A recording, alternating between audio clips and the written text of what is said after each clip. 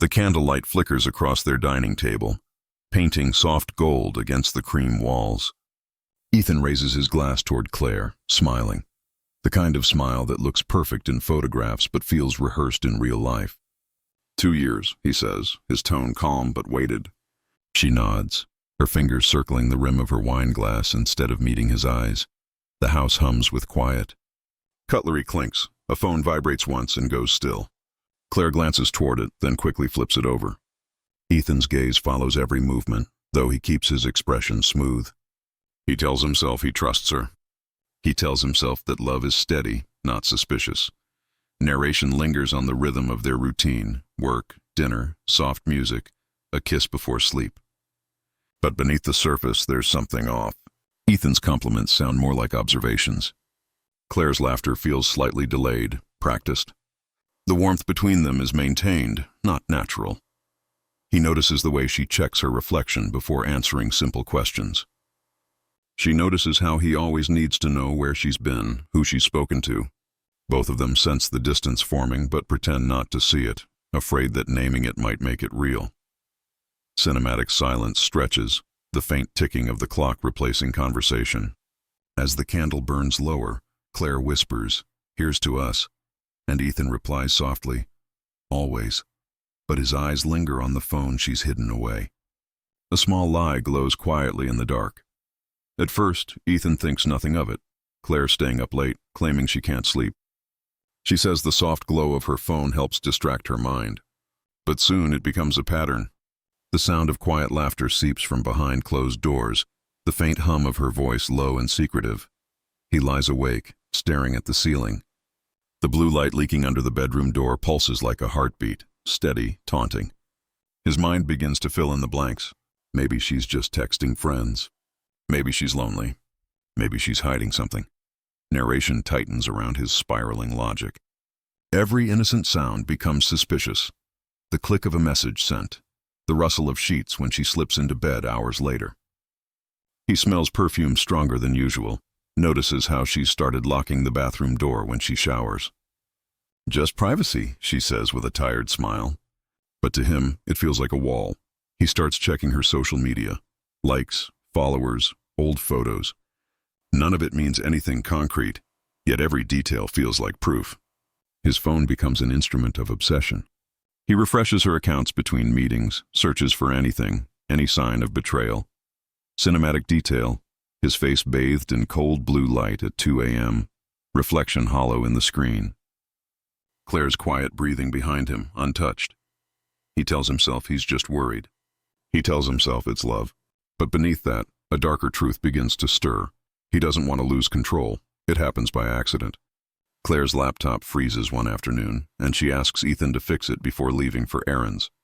He sits at her desk, mechanical in movement, scrolling through files he doesn't understand, until a hidden folder catches his eye, buried deep, mislabeled as Receipts 2023. He hesitates, curiosity tugging harder than reason. A double click, and the screen floods with images. Claire, his Claire. Except not the version he knows. She's staring into the camera, confident, bare, unflinching. Videos autoplay without warning. Laughter, whispers, flashes of skin. The username means nothing to him, but her face means everything. The room narrows.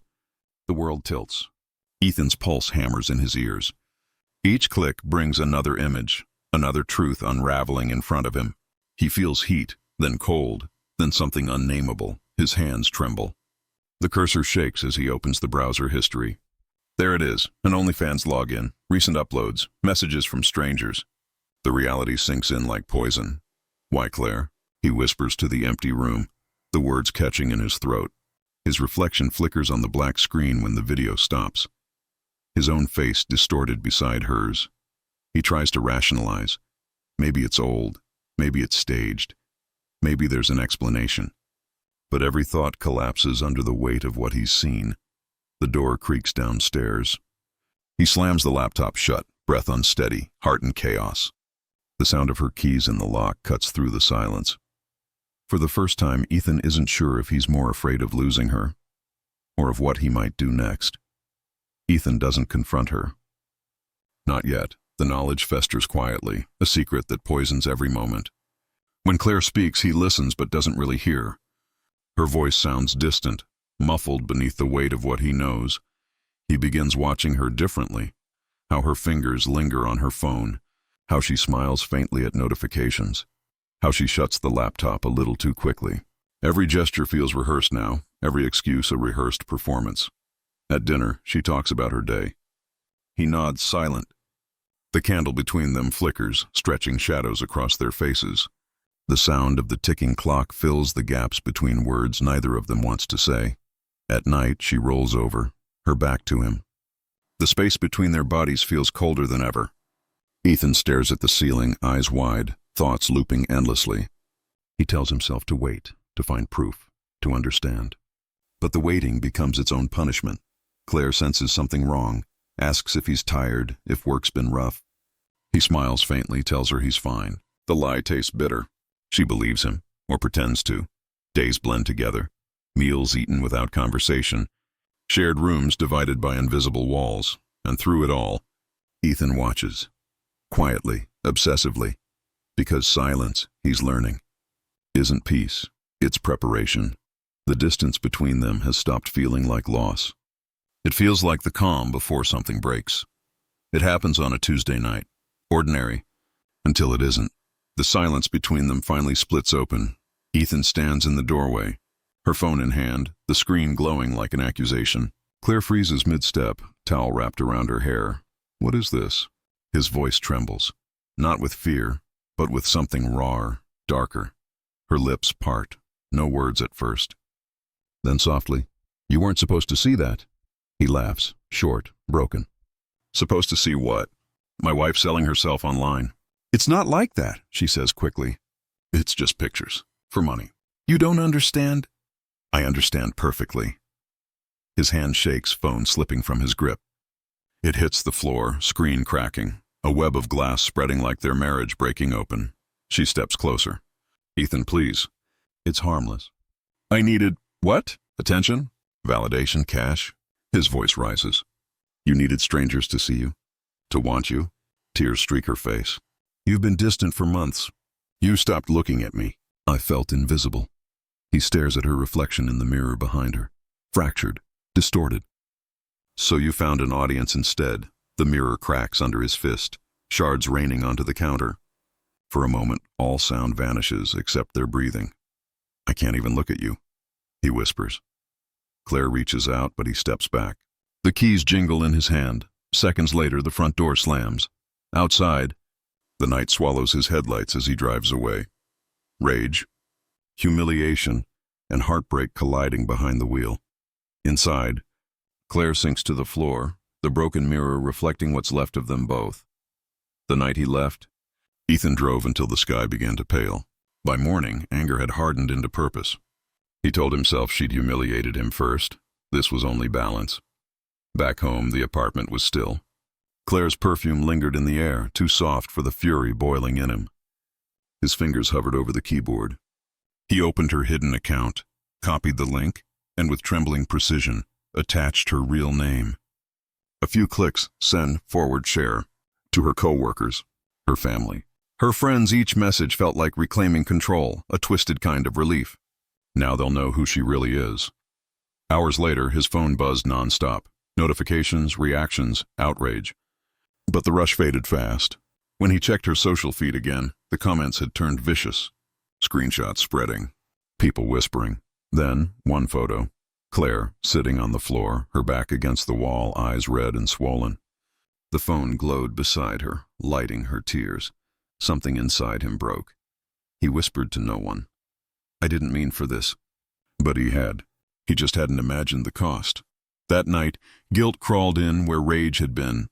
He sat in the dark, scrolling endlessly, watching her world unravel, watching his justification crumble with it. Outside, sirens wailed faintly in the distance. Inside, Ethan stared at his reflection in the black screen and realized he'd destroyed far more than her reputation. Days blurred into nights, and Ethan stopped going to work. The blinds stayed drawn, the apartment heavy with stale air and silence. On the counter sat an unopened envelope, Claire's letter from her lawyer. Separation papers. The word irretrievable burned in his eyes every time he glanced at it. He called her that night, voice unsteady, heart pounding. Straight to voicemail. Claire. Please, I didn't mean... Just talk to me. A pause, breath sharp. You ruined us. You made me do this. He hung up, then called again.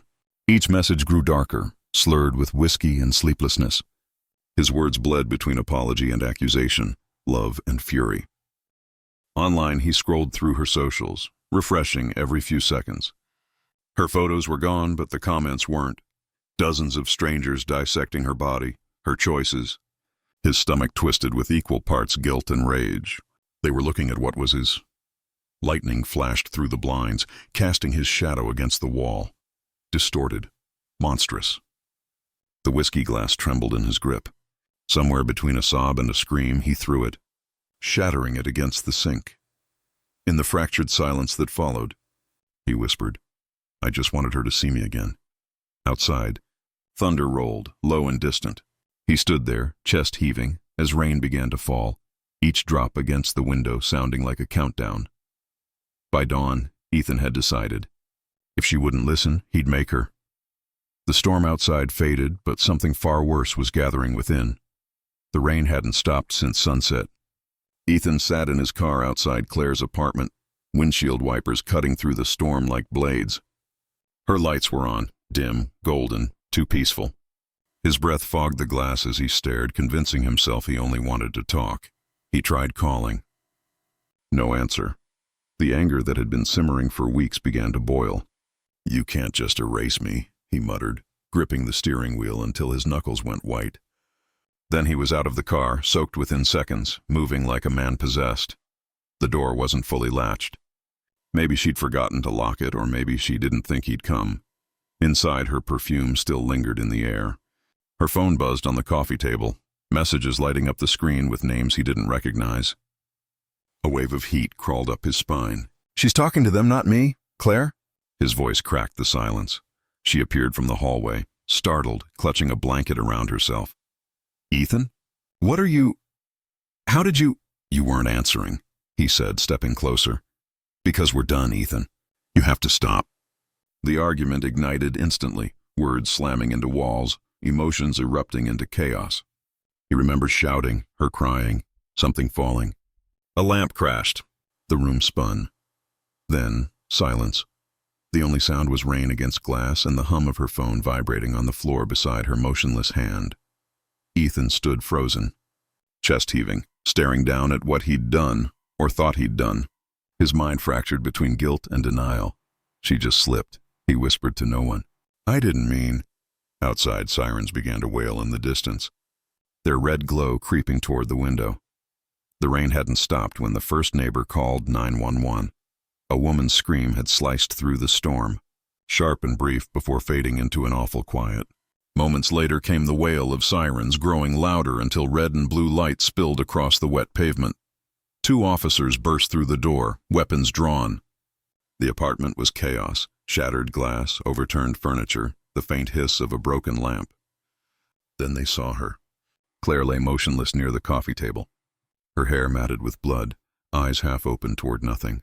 Outside, in the hallway, Ethan sat against the wall, drenched, staring at his hands as if they didn't belong to him. Blood streaked his shirt, smeared across his face where he'd wiped away rain or tears. Sir, don't move. One officer shouted, gun trained steady. Ethan blinked, slow and dazed. She fell, he whispered, the words trembling out of him. I just wanted her to tell the truth. The officers exchanged a look. One handcuffed him, the metal biting into his wrists. He didn't resist.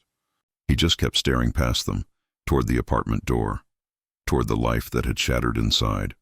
Rainwater mixed with blood as it ran down the steps. The paramedics arrived too late to change anything.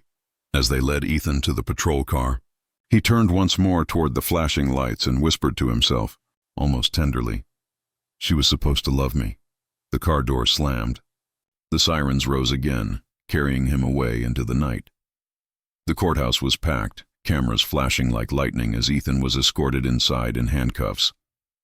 Headlines screamed, "The OnlyFans husband," a story that had morphed from private tragedy to national obsession. The world watched, hungry for answers, Inside, the courtroom hummed with tension. Claire's photograph, smiling, radiant, glowed on the projection screen. The prosecutor's voice sliced through the hush. This was not an accident. This was control obsession and ego turned violent. Witnesses painted a grim portrait. A neighbor spoke of late-night arguments.